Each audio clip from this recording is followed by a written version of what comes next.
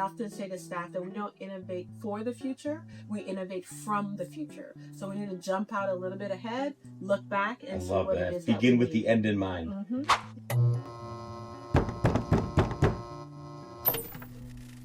Welcome to Opportunity Knocks. I'm your host, Todd Patton, and I am in front of the Urban League of Broward County right now with the Sprinter. This is a special place.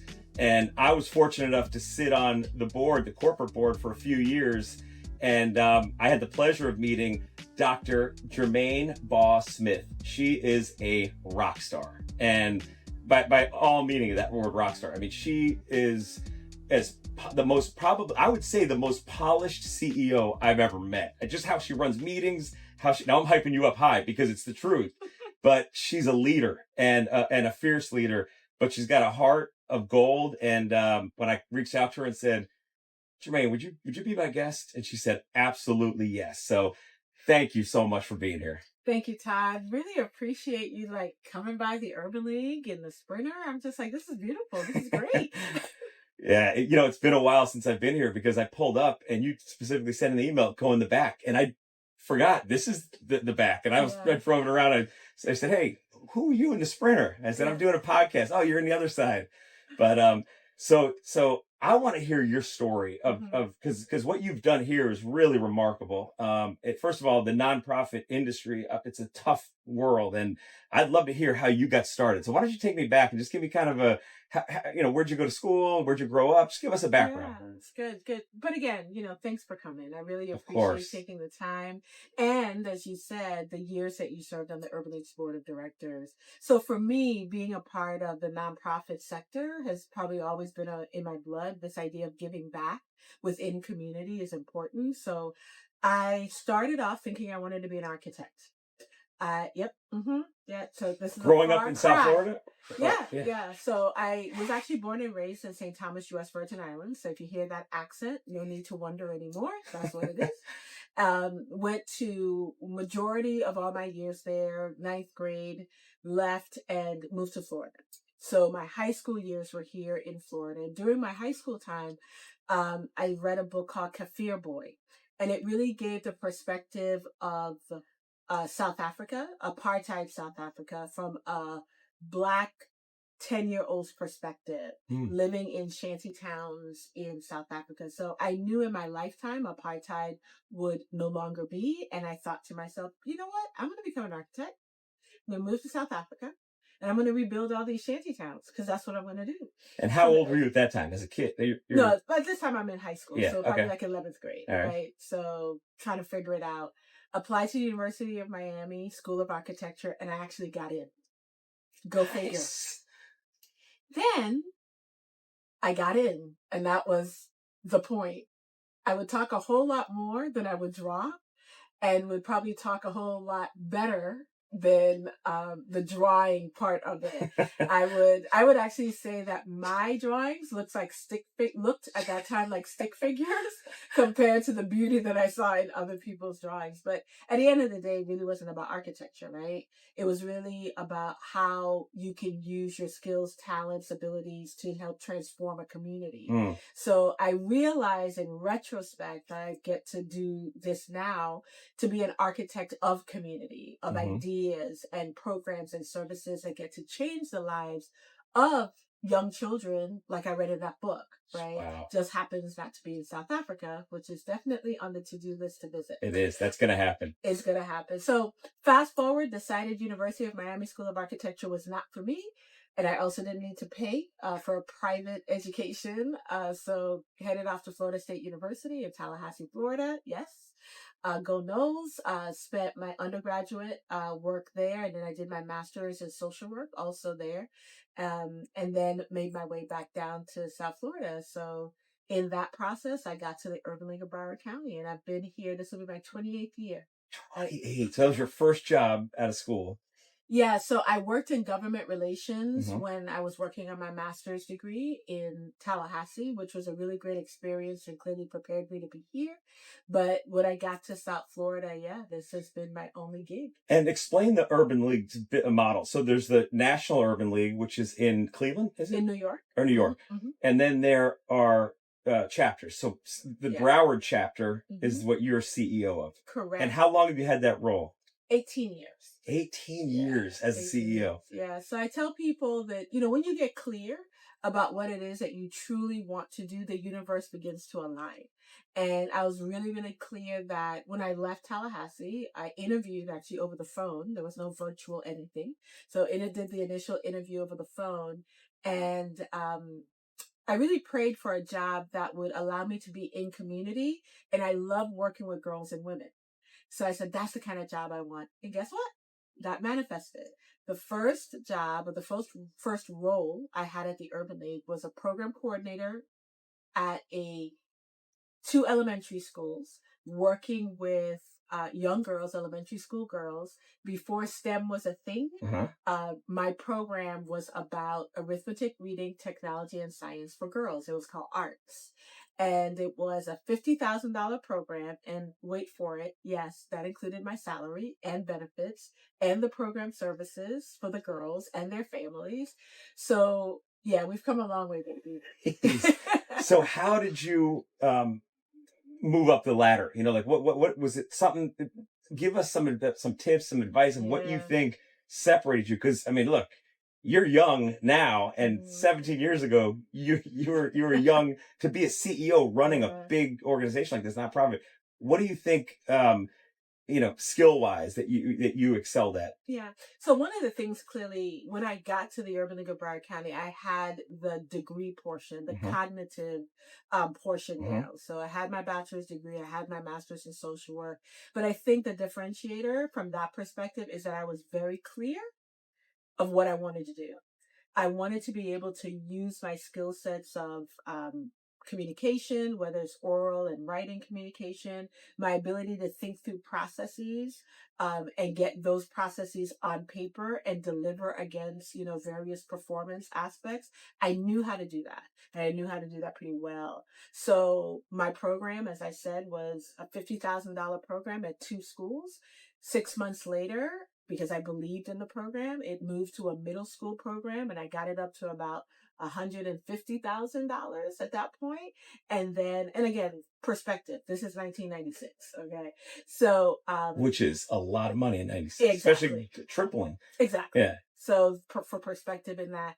And then I said, look, if we could do it in elementary, we could do it in middle, we could do it in high school. So within 1 year, I moved the program from an elementary only program to a middle school and high school program, right? So the idea that when you get passionate about something and then you can take your skill sets to attach it to that passion and help to grow it, then everybody else around you sees that.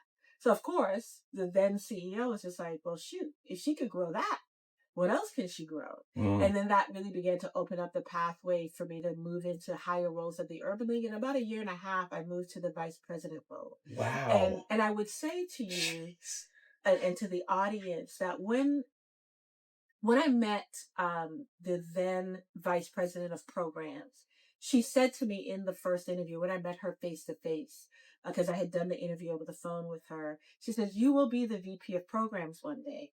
And I thought, oh, you don't have to butter me up. I know this is not a lot of money. It was like $23,000 I was going to be paid. But I'm passionate about this. I want to do this.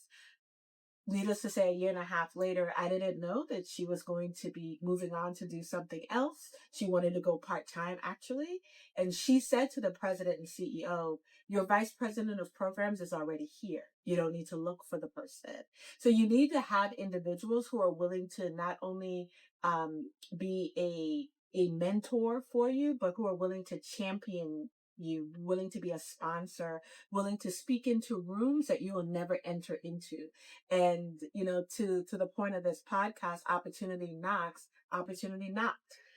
And that worked. That's great. And how do you recommend, or is there any advice that you can give on putting yourself out? Is it just being prepared and making sure that you do that? Because that's something that you didn't go and ask her to mentor you or do this. She saw something in you and said, is there anything specific? And I'm going to tell you before you answer this, what I saw, because, and just to give everybody kind of the structure, there's a board of directors, and that board, I report to the board.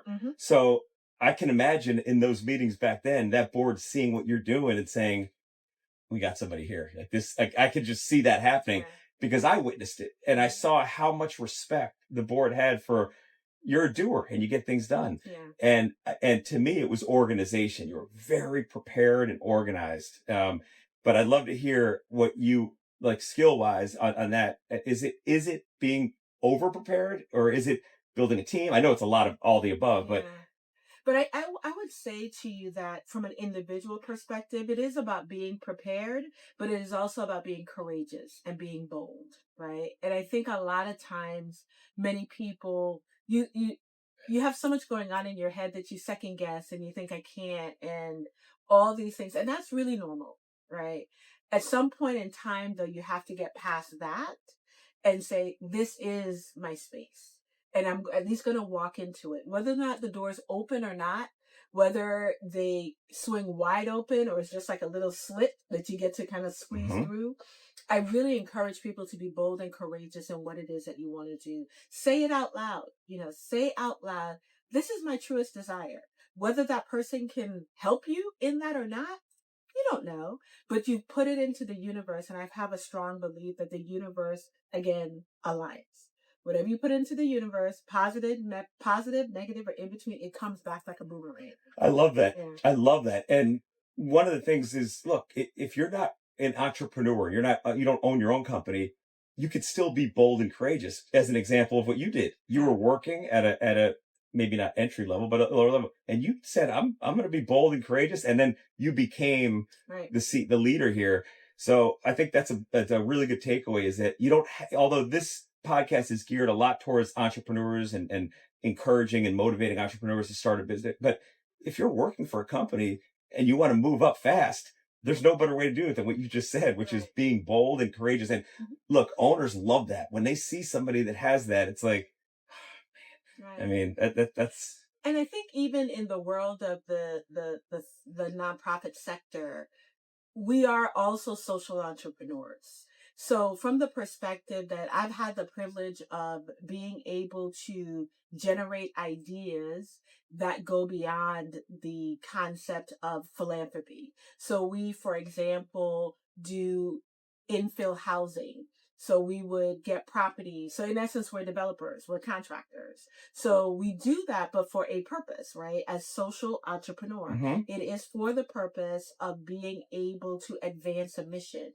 In our case, the mission of an urban league is to advance equity and parity, to give people an opportunity to grow economically, be more self-sufficient. What better way to do that than to own a home, right? To be able to at least have that pathway. So, for example, that example of being able to use property, build houses on them, sell them affordable, that profit or surplus in our world comes back into the mission of the Urban League. So we run the Urban League like any other business. The only difference between the nonprofit entity and the for-profit entities, whatever that surplus or profit is at the end of the day, doesn't go back into my bank account or into the bank account of board members, but instead it revolves back into the mission of the organization. But I say to all my nonprofit partners and colleagues, if you're not in the business to make money, you're not going to be in business. Yeah, you have to. You have to. Yeah. It just otherwise depends on how you're you do it. can't have a place like that. You can't. I mean, you need money in any business. Right. So that's interesting. I want to talk about that because real estate here has it's. I mean, I can't move from my house. I bought it 6 years ago, and I look at what it's worth now, and I'm like, and my taxes and if I bought a place anywhere, I'm like, I'm happy out there. I love it, but if I couldn't imagine being a young person starting out and moving here and saying, so explain that program a little bit more. First of all, how do you, the Urban League, how do you find the properties? And then do you have like a portfolio of property? Yeah, we actually do. So I'll tell you the big thing. Please. So we actually have under control right now the largest swath of property available to being under the control of a social impact organization, i.e. Urban League. We have control of 20 acres of property in Broward. Yeah, 20? 20 acres. What? And that's awesome. That is awesome. Yeah. And that again goes back to being socially goes back to being entrepreneurial, Yeah. right? Yeah. We owned 5.6 acres. We've owned it for 20 years. We actually bought that property to build the building that we're in front of now. Once we were able to get this building this land, I should say, in a long-term lease with the county, again, being entrepreneurial, we said, you know what? I'm going to build on the land here, keep the 5.6 acres, and this is in the city of Oakland Park. Next door to it is a school that the school board no longer is using as a school site. We approached the school board around acquiring that property in 2021 is when we signed that deal.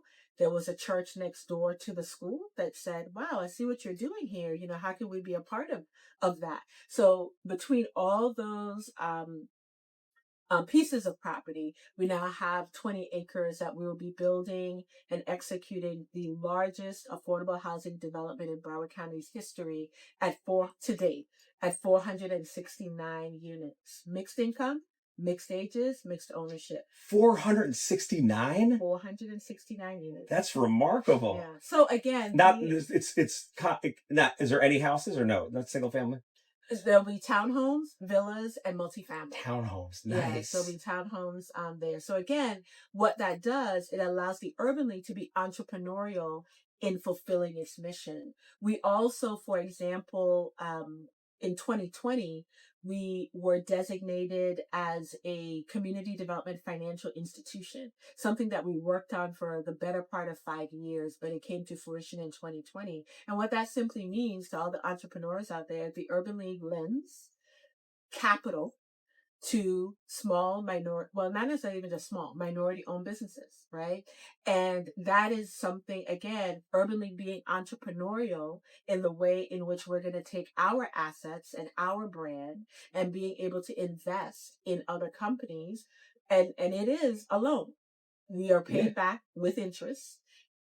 That interest rolls right back into the mission of the organization. So again, a lot of different ways that whether or not you're doing it in a for-profit sense as a entrepreneur as we would think about it, or social entrepreneur because you're doing it based on a mission that revolves back in some way, it's all the same tactics and strategies. It's a business. And that's great. And as an entrepreneur, as a minority entrepreneur, if somebody's listening to this and they say, I want to start a business, how do they do it? What do? They contact Urban League and they say, I know the answer to this, but I want you to tell everybody, education is big here for entrepreneurial education. Yes. And you have a whole center built for it. So talk about that, because they could just, and that's all, there's no cost on that, right? There's no cost to it. There is, again, being entrepreneurial. Yep. There is a couple of the tracks that would be like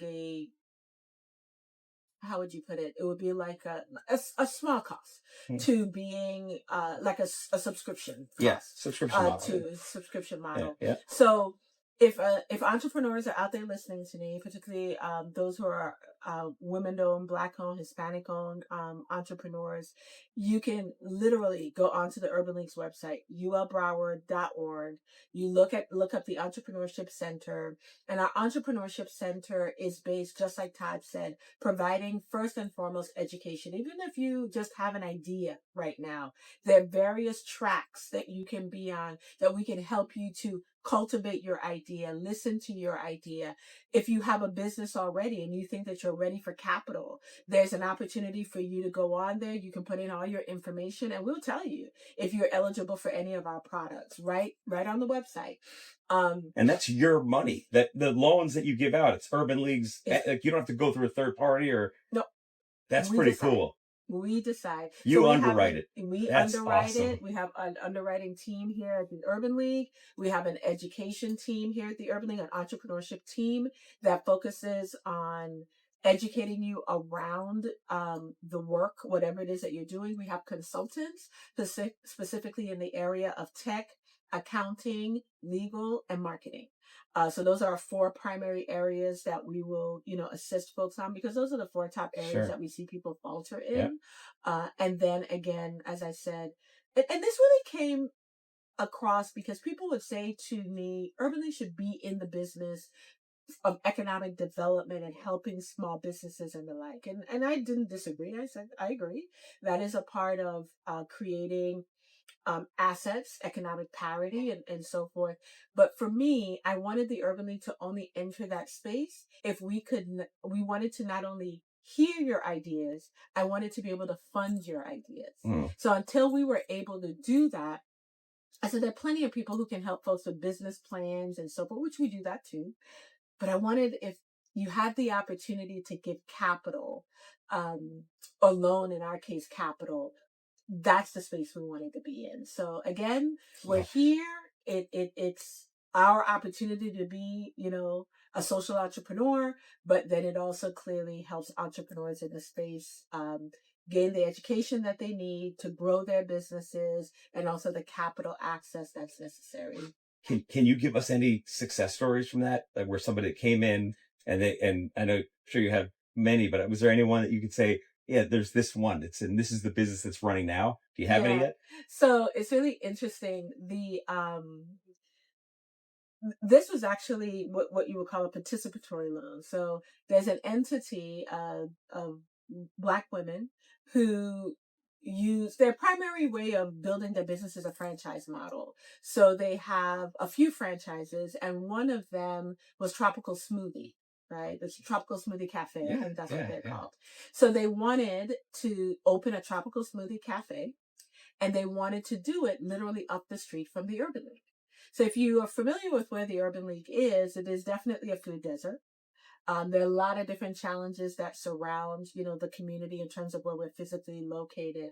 So the idea that these Black women would want to open up a, relatively healthy food option within a predominantly African American community and would come to the Urban League for financing was like an easy checkoff. Like, how do we do this, right? Yeah. So we weren't able to provide all the capital. So then we reached out to other CDFIs and we came into a participatory loan process, right? Where we provided a portion of the capital, another entity provided a part of the capital. Bottom line is they opened up their Tropical Smoothie right here on Broward and 27th Avenue. In the Walmart shopping in the corner plaza, of Broward, right here. Yeah, Oh, that's a good spot. Great spot. Yeah. I go there all the time. So what does that do, right? We now have more food options in the community. Jobs are created as a result. We're healthy, right? We're supporting a Black-owned, women-owned business. And yes, they paid off their loan and they're continuing to grow. They paid it off. Mm-hmm. They paid it off. Oh, that's great. Yeah. So again, you have that. We've supported legacy businesses. Another one that I could think about was a childcare center that would have more than likely closed because the legacy owner of it was ready to retire. A employee decided, I really can do this. Came to us. We allowed her to borrow the money. She bought the business, and she actually expanded now to another childcare center. So again, and that goes to your point of passion, having passion for something and going on. I'm sure she has a lot of passion for the childcare, and that's great. And this is all again going back to when opportunity knocks. Yep. Urban League is here, right? So I love it. We want to be a part of that. So tell me the future here. What's next? Because you keep shocking every time I read up on this. I'm like, wow, she just has this vision of what's next. What's next for the Urban League? Is there a big plan that you have in mind? Is it? We talked about obviously so much with economic growth, with real estate. We talked about, but is there any other thing that?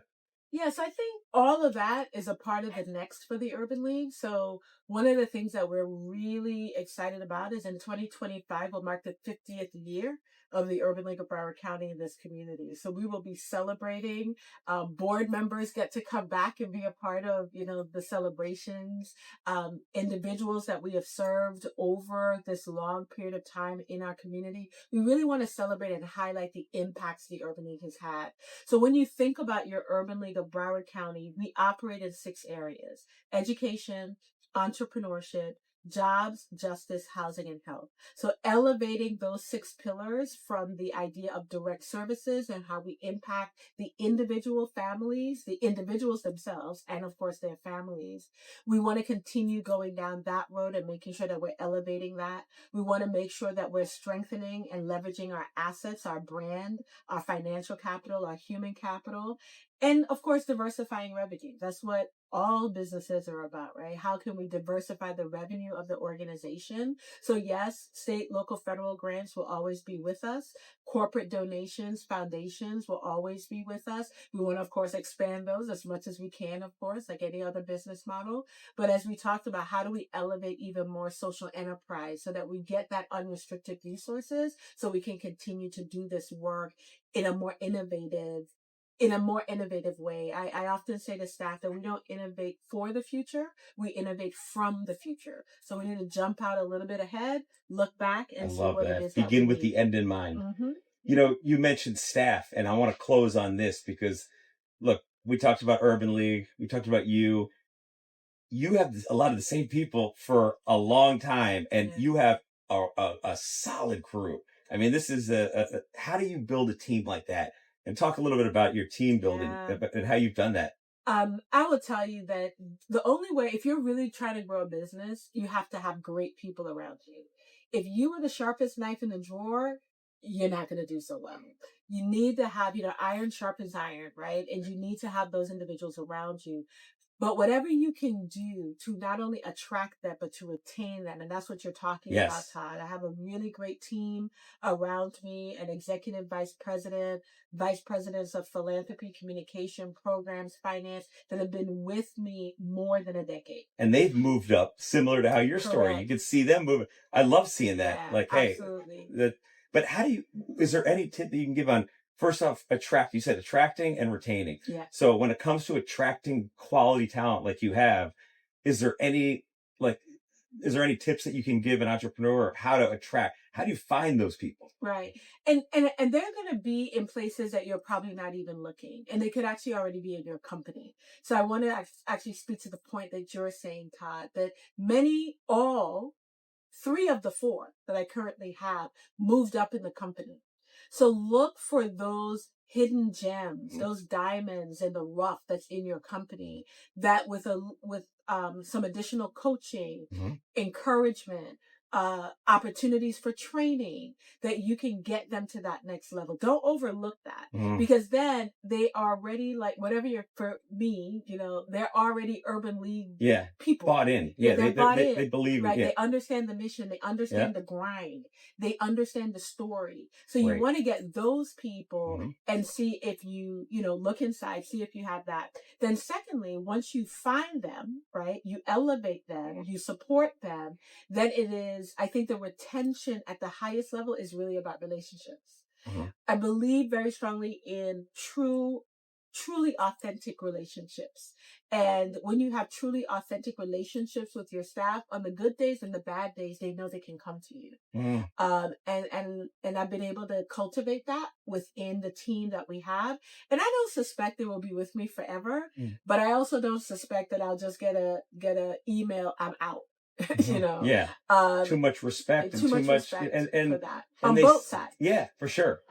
And I've witnessed it, and then there's the board, recruiting the right board and getting the right people, and that's a whole nother thing. But like, to your point, if you don't surround yourself with the right people who are smarter than you, then you're in trouble, because then you're just So I love how, and then finding people like the Sean Sackmans that know numbers, and he's a bank and he's good with that. Right. And then the marketing person, and then, you have that team. And you have to have all those different talents. So even though I am required to have a board of directors as a nonprofit organization, as a 501c3 nonprofit is a requirement. As an entrepreneur, you should have a board of directors.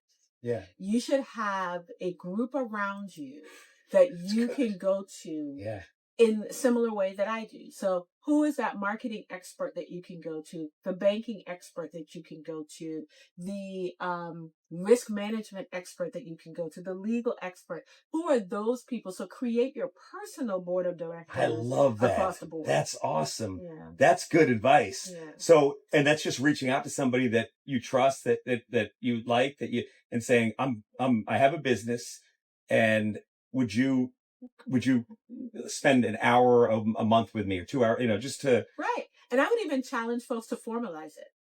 So therefore, it's one thing for me to reach out to you individually and let's have a conversation, but there's a difference when you put the value proposition is in the collective. It's not so much just in the individual, right? So when you put all those disciplines around the table, focus on your business, it's like magic is going to happen. That's great. So that buy is them great. Dinner, lunch, breakfast, whatever. You That's get them awesome. around the table, honor their time, right? So maybe you do it once a quarter, whatever, because individually you can reach out to them, but once a quarter. Love this. Breakfast. Yeah. On me, 5-7 people. They're 5 to 7, keep it. 5 to 7, not a lot. And did you say formalize or not formalize? Formalize. Yeah, make it, because you're very that's what I loved about your meetings. So you're saying have an agenda, have a plan, be organized, know exactly what it is. And you, by the way, you could coach people on this because you were so good at it. I'm like, when I looked at everything, I'm like, look, it's just so, formalize it. Yeah. And what it will do, right? Because imagine these 5 or 7 people focused for an hour and a half on you and your business and whatever the business challenge is that you might be putting in front of them. They're 100% focused on you. And the formalizing of it really gives an honor to their time. So that it's not respect. Like, oh, we're not just here talking. Here's the agenda. If you hear my financials, this is where we are, so forth and the like. And I think that's a value. This is gold. I mean, this is what you just said here. And I've been doing now 20 podcasts, but that piece, how we ended this, is gold. And I'm going to tell you, I'm going to take your advice on that, and I'm going to do that same exact thing. I have an app that I'm building. It's called One Home. And, I was like, how do I get access to what you just said? Brought it together for me. Right. So, part of this podcast is me building businesses and documenting my journey, the ups and downs, no fluff, there's a lot on social media. You just see people winning, and there's a lot of adversity you got to deal with. There's a lot of setbacks. There's a lot of, and I want to show those, and I want to show the bad, but also the good, and all of it, and in just a transparent form.